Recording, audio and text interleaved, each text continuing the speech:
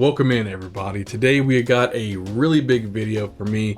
We're going over our 1 week update post-op of VSG surgery.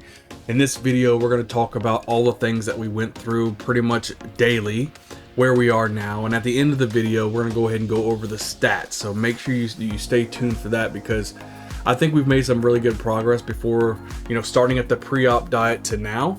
We've made really good leaps and bounds, but I'm going to kind of shell everything out to you guys by the day and kind of go over what to expect, especially if you're going to be going through VSG surgery here soon, or you just want to update about me. So I have my notes on next to me, because every day that I would come in and how I'd feel, I'd kind of write some notes down so I can kind of go over it and I can share it with you guys, so that I make sure I was the most accurate as possible. So we're going to start with last Monday. Last Monday was the surgery day. It was day 1 of post-op VSG, but I remember me and my wife, we woke up around 6 o'clock or so that morning, because we were the first surgery of that morning. We really started getting there. I was starting to get a little nervous. We walked through the door. We kind of went right in. I signed in, went to the bath. They brought me to a room, and they started me immediately on an IV. They got me all dressed in my gown and my cap. I'll go ahead and insert a picture right now of what I was looking like right before surgery. As you can see, I was smiling, I was ready to go.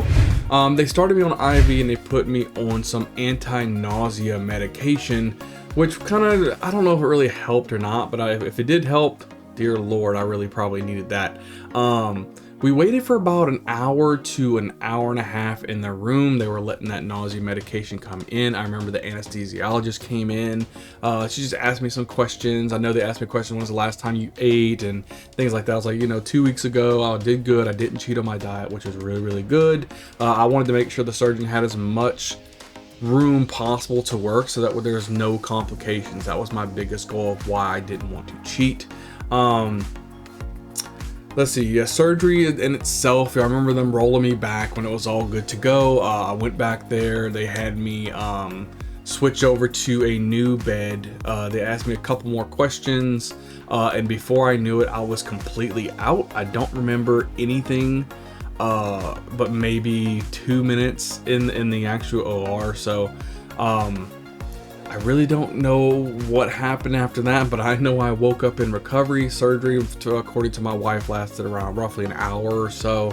Woke up in recovery, and I remember just waking up. There was a nurse next to me, and I was in so much pain. Like, the pain was unbearable. A lot of gas pain in my chest.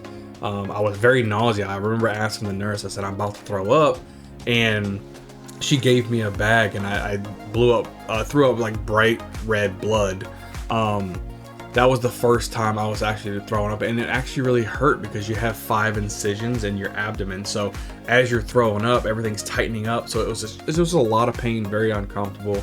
I didn't last in recovery very long, maybe 20 minutes or so. But then again, I was in and out. I remember, how you see in some of those movies when people come up out of surgery and they're like, what? And then they're out again, and then they're, what? That was kind of like what I was going through. So to me, it lasted maybe like 20 minutes. I don't know. I could have been there for 30, 45 minutes. I don't know.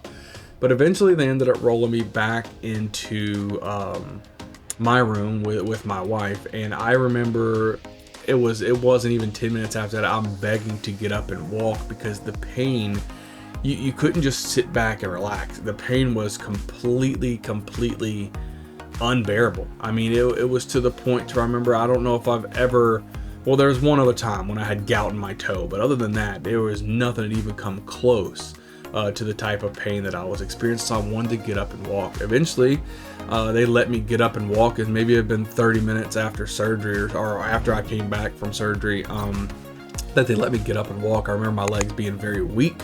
I couldn't walk very well, but I didn't care. I wanted to get up and move, because I needed that pain out of my chest. I ended up getting discharged from the hospital that afternoon, after I was able to walk, urinate, and drink some water, which I was able to do all of that.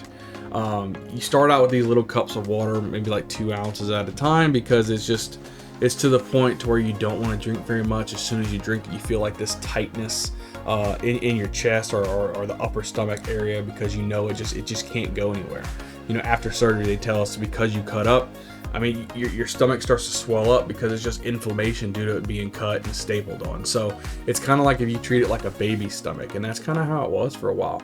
I remember they wanted me to get about 24 ounces of water in. That didn't happen. I mean, I was not drinking very much water whatsoever. I know I needed to, but I just couldn't. They ended up discharging me that day. I didn't do an overnight stay at the hospital. And I remember that night was probably some of the worst sleep that I have ever gotten in my life. It was a very, very rough time for me. Just kind of tossing and turning. You had to lay on your back, couldn't lay on my side at all. It was very bad, and it started about almost every 2 hours. I was throwing up blood. It's like more of a dry blood. It was more black and everything, and it was a lot of mucus and stuff like that. And it was just so painful. The first night was the most painful of this entire journey. I felt like I was just on death's door there for a while.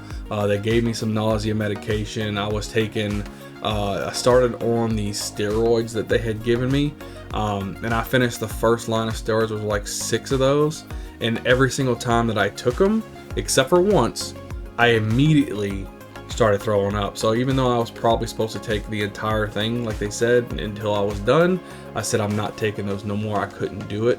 And then I couldn't drink any cold water whatsoever. It had to be room temperature water. And that was the only thing that I can maintain on my stomach. So that was day 1. Now let's transition over to day 2 when I woke up. Was it a little bit better? Slightly. Wasn't that much better. I was still in a lot of pain. They wanted me to sip water, and that's what I was doing. Again, room temperature water was the best for me. I was drinking it. I couldn't try, I did try a little bit of ice water, but immediately I started throwing up. My stomach could not take ice water whatsoever. I'm still dry heaving every 2 hours. Sometimes it would actually accompany itself with that black blood. It wasn't very good. I wasn't able to walk very good. I did try holding on to some things and trying to get some steps in. It wasn't the easiest thing to do. When you're in this much pain, all you want to do is just sit on the bed or lay on the bed and just not move, and even though that may not be the best for you, it was just terrible. So I did try to walk a little bit that day. I tried to get up and move a little bit. The gas pain was just extremely crazy in day 2. Just as much as it was in day 1. I was trying to get comfortable. It seemed like there was nothing that I can do to get comfortable, and that was very, very frustrating for me. It was almost like there was so much pain that I couldn't manage it. I ended up sleeping most of the day because I felt like if I could just get through these days and just let this gas get out of here, I could be fine. And then we already started to day 3 now. This is going to be Wednesday. And now all of a sudden I start seeing a glimpse of hope in this surgery, because the first 2 days I was just in so much pain. It's ridiculous. The gas pain did start to eat up or started to clean up for me, which was really good. Turning over in bed to the side by side is still a nightmare. It's hard to get up out of bed. You really had to use your arms to really push yourself out of bed just to go use the bathroom or to try to get your steps in. And then all of a sudden something weird happened to where room temperature liquids and basically water completely turned my stomach. I couldn't hold it down anymore. So then I tried ice in my water, and it was good. I could hold it down. It was so weird because I couldn't do it at first, but now all of a sudden I had to have ice in my water. So which I prefer. I prefer my cold drinks anyway. So that was kind of it. And then I was kind of going through that day, trying to manage it day by day. Like I said, movement was really hurting for me, but the overall pain was decreasing because the gas pains that are in my chest were starting to go away, which is good. Now we move over to Thursday, which would be day 4. My energy actually started to increase. I started to feel a lot better. It actually hurt to sit down longer than 10 minutes. I needed to lay down on my back or to stand, which was a lot better for me. So I was able to get a lot more steps in on day 4. I started feeling a lot better. Like I said, my energy was doing really, really good. I didn't feel as lethargic anymore. Starting to walk a lot better. Pain was decreasing a lot. And then that was pretty much it for day 4. Just kind of went through that day and slept a lot as I could. And through all these days, I really tried to sleep, get through these days, because I knew that was going to be the hardest part of the journey. Now I'm gonna kind of group in days 5, 6, and 7 kind of together because it's all really similar. We've had improvements every single day. Every day that I wake up, it got a lot better. And I would say after probably day 5, maybe even day 6, I'd say probably day 5, I could get out of bed pretty easily. There's still abdominal pain there. You can feel that you had something there, but it wasn't a struggle to use my arms to get up out of bed. It was doing really good. Like I said, soreness, but every single day it's a lot better. You know, I hear people say a lot that, you know, I don't know why I did this. You know, this hurts so bad. I just don't know why I did this. And that never happened to me. I've never had no regrets for this surgery for the whole time that I was in pain and throwing up, because I remember why I did this, you know, being overweight and not being able to do some of the things that you want to do. Setting a good example, not only for myself, but my patients and my friends and my family and my children. I wanted to be a better person. And I think this surgery has definitely helped me get to a good point already. And I'm super excited to see where we are leading up to all of this. But I tell you right now, the biggest thing about this surgery in this whole full week is the mentality portion of this surgery. You have to have your mind right. You will go probably mentally insane as far as this diet goes if you aren't ready to make a change. If you are thinking about VSG surgery and you're on the fence being like, well, I just don't know, could I do it, could I not do it? You know, if you're battling anything, maybe like depression or anything like that, you may want to think twice about getting the surgery, because it is a mental, you know, it's just, you have to be in a good position where you're ready to make a change. You're sick and tired of being sick and tired, and you want to do something to your life to make a big difference, because I'm telling you, it takes a huge toll on your mental stability. It's really rough to do what you want to do all in general. And I know this video probably went on a little longer than probably what I wanted to do, but I do want to go over my stats before we get out of here. I just wanted to go over a couple more things real quick.